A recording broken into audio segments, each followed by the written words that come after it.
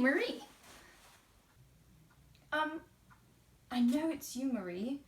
It's just, you left here saying you were going to go conduct an experiment, and now you come back in here like you went to a business meeting. Oh, so you figured out a few things yourself. Did you solve the case too? No. Did you? And did you actually go to a business meeting? Well, both your questions are not so simply answered, but I will explain.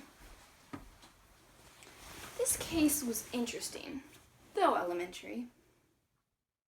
I first purchased an innumerable amount of socks, much to my dismay now, but it was a vital part in solving this case.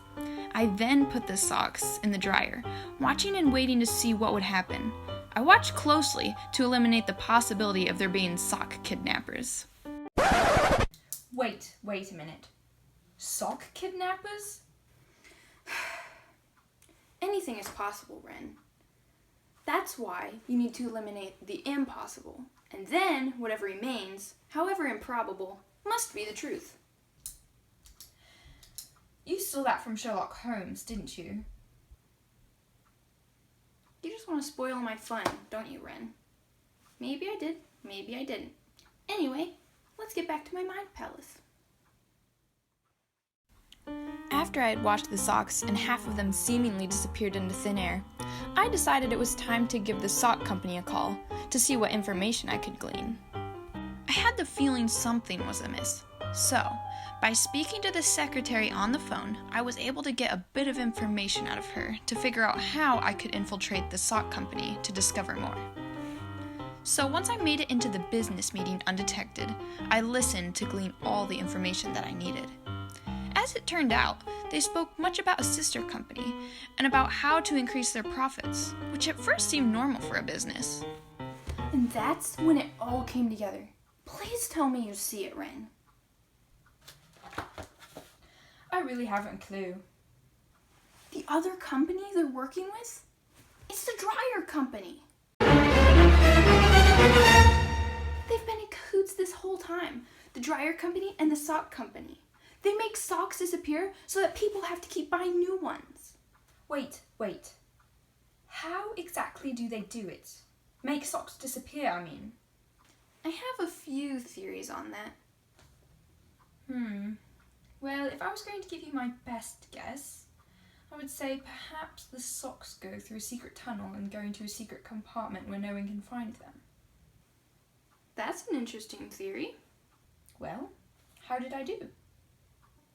Aside from being entirely wrong, there's just a few problems with that theory, Ren. It's just the socks that are disappearing. If there was a compartment, many other things would be going in there as well. And surely someone would have to empty after a while. A compartment would be too easy for someone else to discover. And then the scheming companies would be ruined. Well, I guess they're gonna get ruined anyway. Marie, can you just tell me what happens to the socks already? You want to know what happens to the socks, Ren? They simply disappear. The obvious has been staring us in the face this whole time. Yes, but the question is, how do they disappear? The sock companies make a sock from each pair out of a certain kind of material that disintegrates when it's combined with some kind of chemical or element or something. That's ridiculous. Oftentimes, it's the most ludicrous solution that ends up being the truth. Unless you have proof, though, it's still just a theory. I know. All we need to do is figure out what element is making the socks disappear. Well, perhaps it has something to do with the dryer sheets or detergent. But with detergent, then they would just disappear in the washing machine. And not everyone uses dryer sheets. No, this is something much more subtle than that. I've got it! It's the air in the dryer. When the air in the dryer is being released, there's also some sort of chemical they must put with it. It makes perfect sense. I think we can leave this up to the authorities now that we have this solved. If they will believe you. Fine. I was going to share some of the credit with you for solving this case, but I guess I'll keep it all to myself. But in the meantime, you better just be air drying your socks.